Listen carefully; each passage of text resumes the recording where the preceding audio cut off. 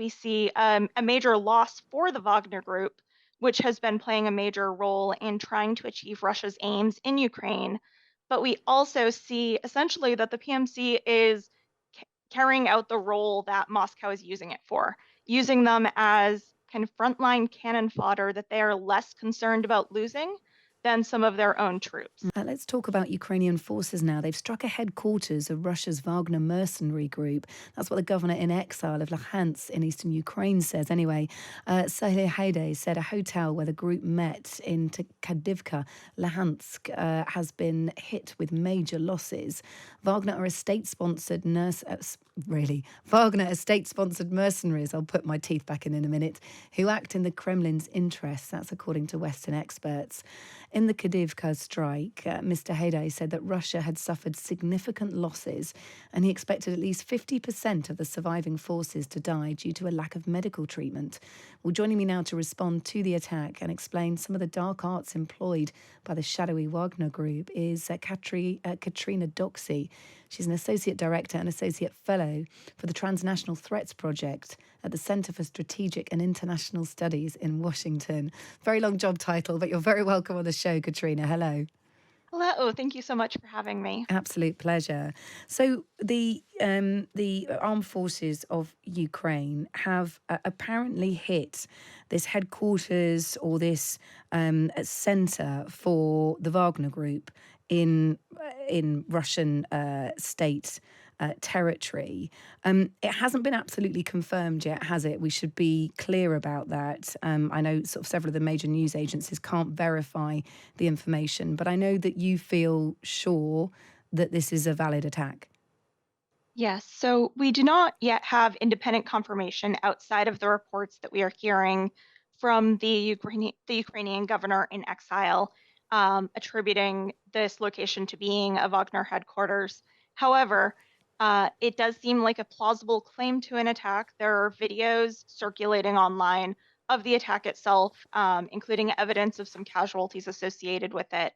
And we do have evidence from previous open source and social media content from over the summer that at least over that time period in July and August, this location was being used to house some Wagner troops.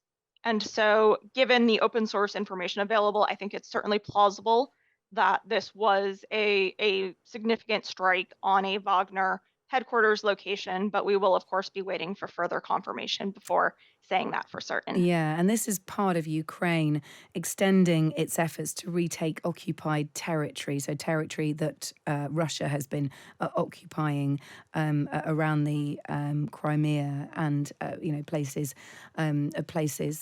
like Luhansk.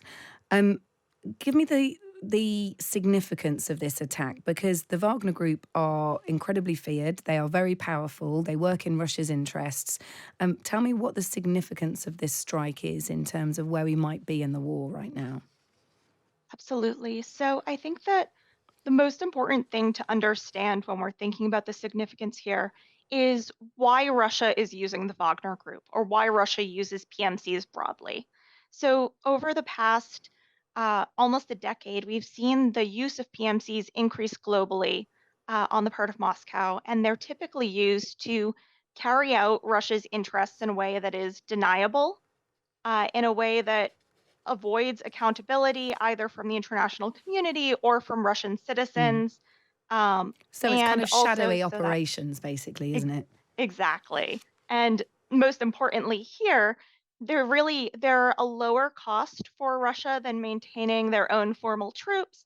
And again, they lack that accountability to the Russian people, to the Russian families who are losing sons or brothers or husbands in the war. And they also, because they're not formal Russian troops, their casualties don't count against overall Russian casualty counts. So we often have seen the Wagner Group and other PMCs used in some of the most dangerous and frontline missions because Putin and Moscow view them as more expendable.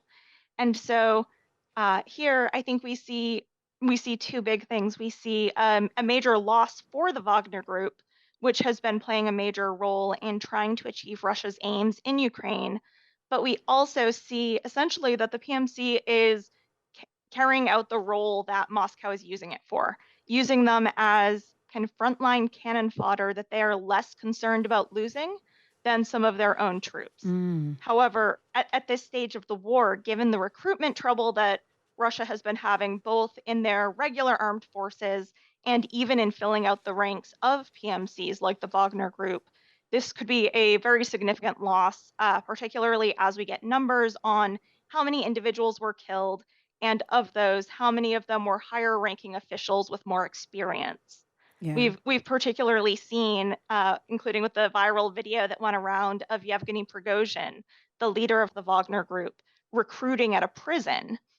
We've seen that the Wagner Group, as well as the Russian army, is taking on a lot of people who don't have combat experience or don't have much combat experience, who are desperate for a way to get out of prison to Yeah, to get out potentially of earn a jail. better life. Yeah, yeah. And so if ultimately they're losing some of their leaders, some of the officials in the group, that could certainly be a sign that we're going to see less and less efficiency from them if they lose some of that leadership structure and are instead left with some of these newer recruits who Yeah. have minimal experience.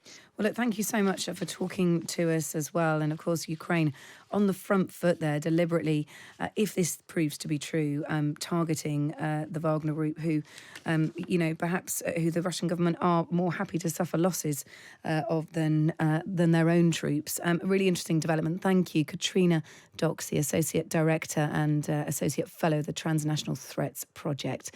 Thanks for speaking to us on Times Radio.